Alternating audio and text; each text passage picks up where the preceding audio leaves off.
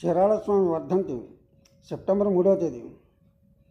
Chirala railway station వెనకాలే స్వామివారి సమాధి మందిరం కనిపిస్తూ ఉంటుంది. ఎక్కిరాల భరద్వాజ్ గారు స్వయంగా స్వామివారిని దర్శించి స్వామి చరిత్ర బాగా రాశారు. ఈ స్వామి పుట్టుపూర్వోత్తరాలు ఎవరికి తెలియవు సరిగా. భరద్వాజ్ గారు పరిశోధించి కొన్ని వివరాలు తెలుసుకుని ఆయన చరిత్రలో రాశారు. ఈయన చీరాల వీధుల్లో పెద్ద జడివాన కురుస్తుంటే ఆ రోడ్డు పక్కన వెళ్ళగల కళ్ళు తెరిచి కళ్ళు మూయకుండా పడుకుని ఉండేవారు.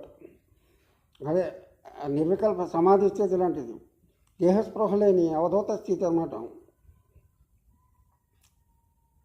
అలాంటి చీరాల స్వామి వారిని అనేక మంది దూర ప్రాంతాల వారు కూడా దర్శిస్తూ ఉంటారు.